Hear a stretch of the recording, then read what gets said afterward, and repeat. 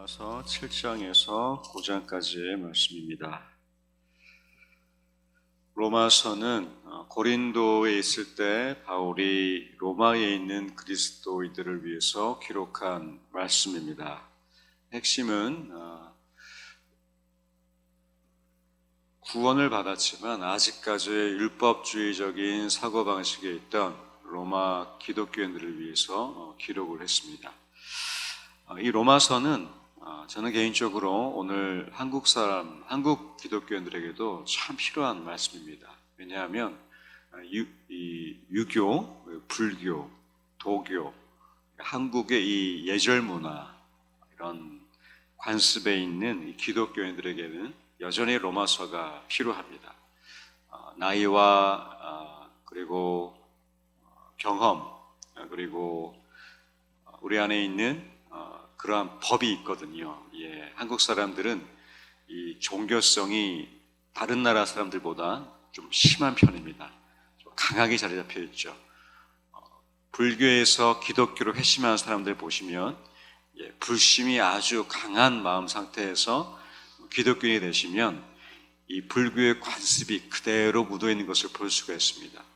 그리고 타 습관과 종교에서 오래 계시다가 기독교로 오신 분들도 그 습관과 관습이 그대로 있습니다. 그것은 우리가 믿는 신앙과 종교의 나만의 율법, 나의 이 성경이 따로 있기 때문입니다. 우리도 그렇습니다. 가정 환경, 성장 환경, 아니면 여러분이 속한 가정에 있는 이 법이 있습니다. 규칙들이 있고 또 나의 삶에 적용하고 있는 나의 이 잣대, 이것을 우리는 나의 성경이라 그러죠. 이 성경과 복음이 충돌해야 됩니다. 충돌해서 계속 고민하셔야 되고 어떤 것이 하나님의 말씀에 어긋난 것인지 계속 돌아보셔야 하는 것이 바로 오늘 로마서가 되는 것 같습니다. 그래서 저는 새벽에 로마서 말씀을 읽고 듣는 게 참 귀한 것 같습니다.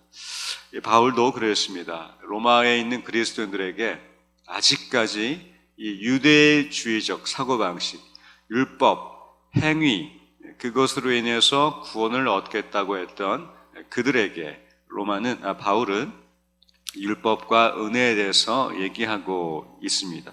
특별히 로마서 5장과 11장까지는 이 믿음으로 의롭게 되는 이신칭의를 본격적으로 가르치고 있습니다.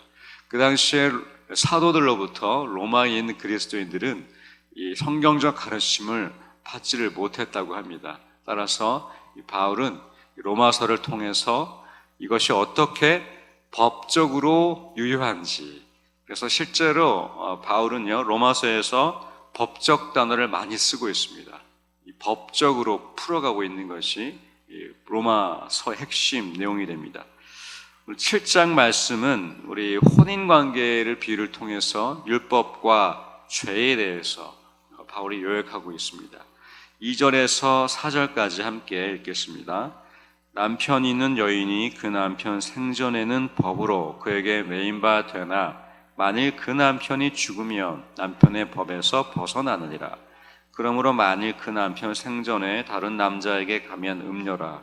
그러나 만일 남편이 죽으면 그 법에서 자유롭게 되나니 다른 남자에게 갈지라도 음녀가 되지 아니하느니라.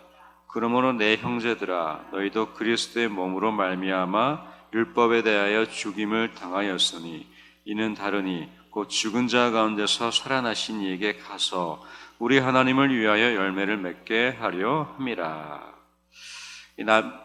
부부관계에서 한 사람이 두 분 다 살아 있는데 한쪽이 다른 여자에게 남자에게 가면 법적으로 이것은 잘못된 것입니다.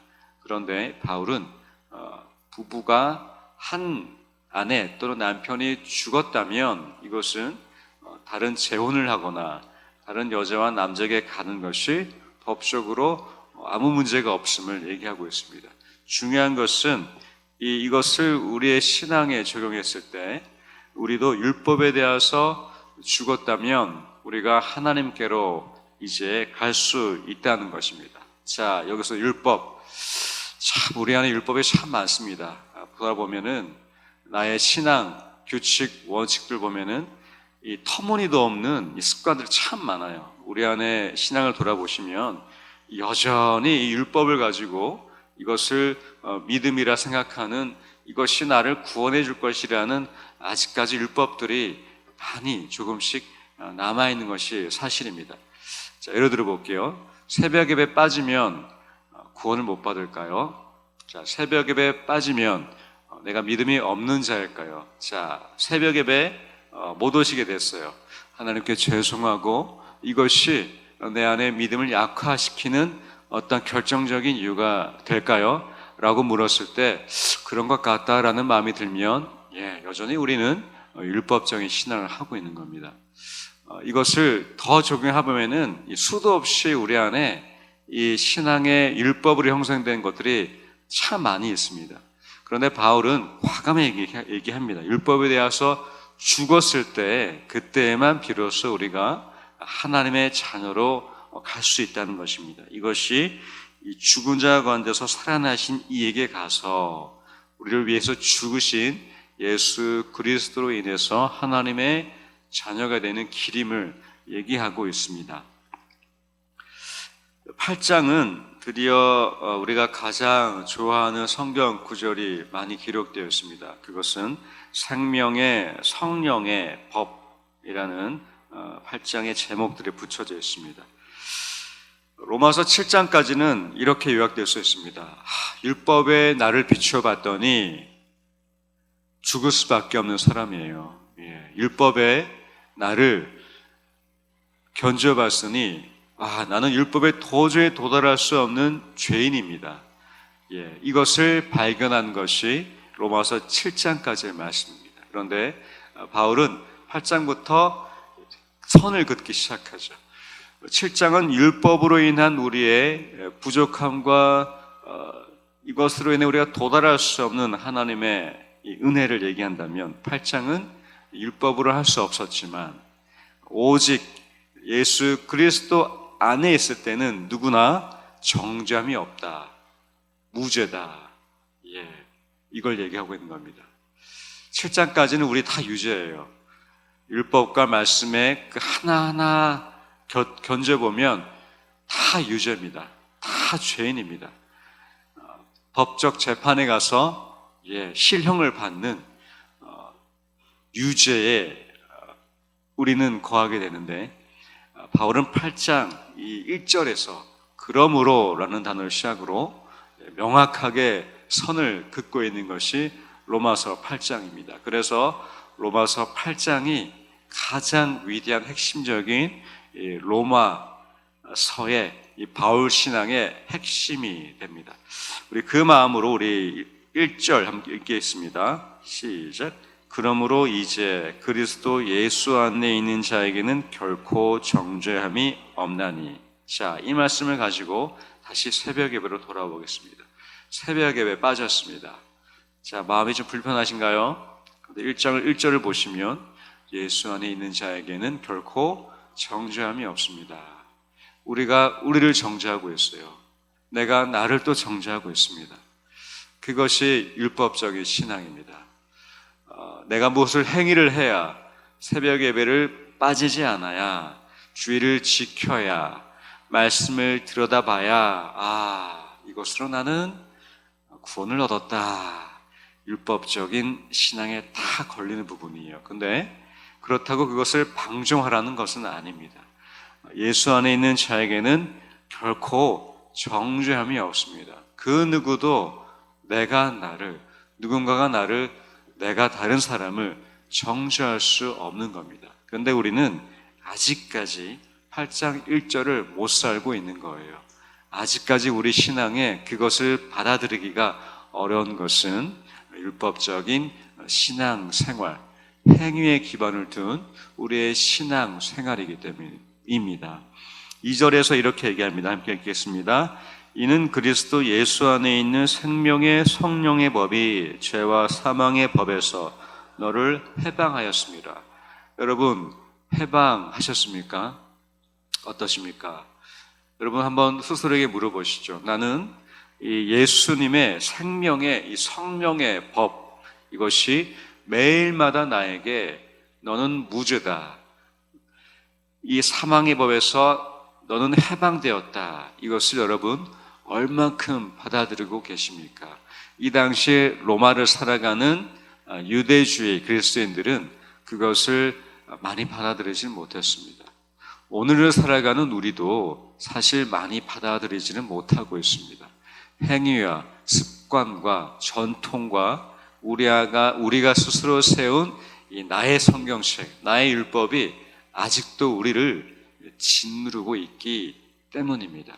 우리를 잘 아지 않으십니까? 돌아보시면 우리의 세운 율법들이 아직도 이 예수의 이 복음의 이 법을 제한하고 있는 것이 곳곳에 묻어나 있습니다.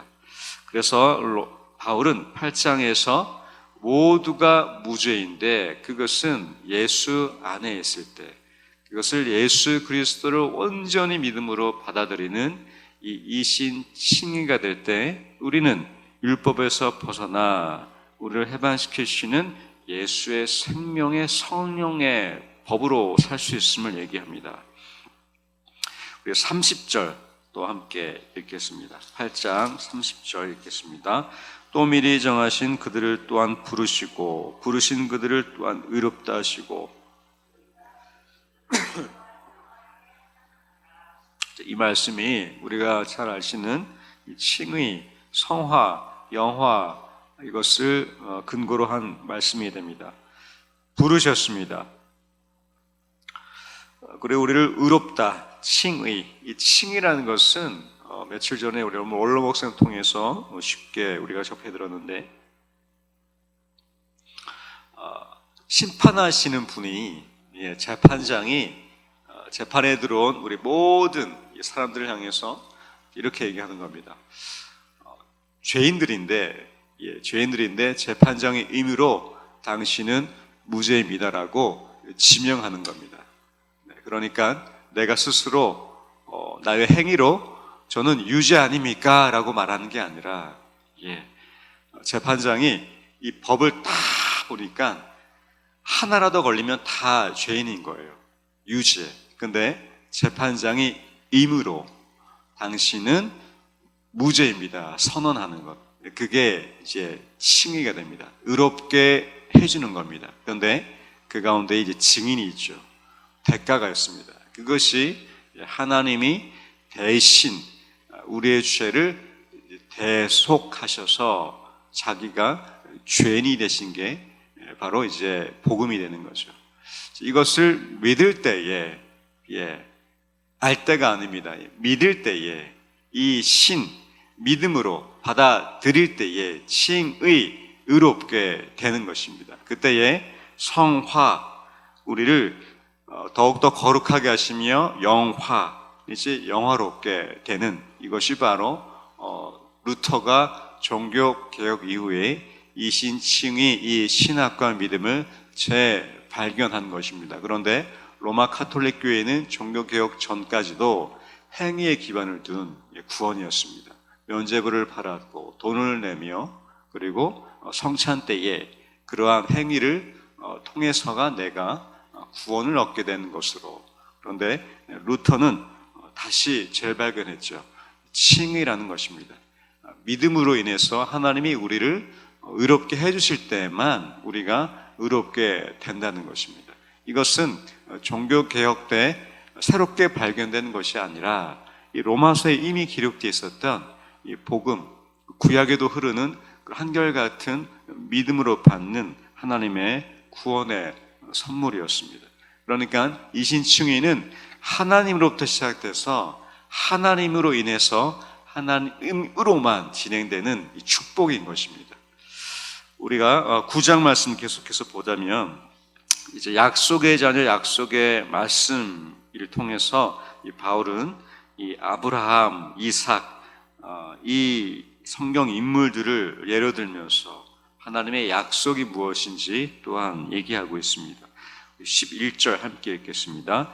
그 자식들이 아직 나지도 아니하고 무슨 선이나 악을 행하지 아니한 때에 택하심을 따라 되는 하나님의 뜻이 행위로 말미암지 않고 오직 부르시는 이로 말미암아 서게 하려 하사. 하나님의 뜻, 우리를 부르셨을 때에 여러분 처음 우리가 하나님의 자녀가 되었을 때 한번 생각해 봅시다. 그때 우리가 말씀을 잘 지켰었나요? 예배 생활을 잘 하셨습니까? 기독교인이 되겠다고 그렇게 신실하게 무슨 덕과 업을 쌓고 계셨나요? 그것은 다 불교의 마음입니다. 내가 업을 쌓고, 자, 여기서 중요한 건요, 새벽 예배가 업을 쌓고, 그런 분들 계세요. 덕을 기리며, 그러면 내 자녀가 잘 되지 않을까? 내 사업이 잘 되지 않을까? 내 건강이 좀 나아지지 않을까? 이 모든 것도 불교권, 이 불교의 이 마음의 기반을 둔 행위의 신앙입니다. 우리 새벽에 온 것은요, 그저 하나님의 은혜예요. 다 하나님의 은혜입니다. 우리가 자녀가 된 것도 다 하나님의 은혜입니다.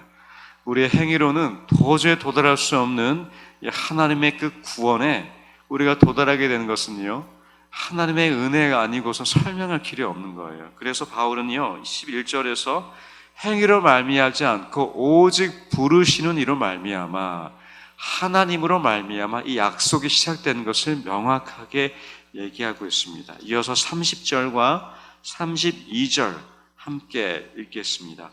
그런즉 우리가 무슨 말을 하리요? 의를 따르지 아니한 이방인들이 의를 얻었으니 곧 믿음에서 난 의요. 의의 법을 따라간 이스라엘은 율법에 이르지 못하였으니 어찌 그러하냐? 이는 그들이 믿음을 의지하지 않고 행위를 의지함이라. 부딪힐 돌에 부딪혔느니라. 계속해서 바울은 믿음과 행위를 통해서 하나님이 얼만큼 우리를 믿음으로 의롭게 하시고 그 은혜로 우리를 자녀 삼으신 것을 얘기합니다.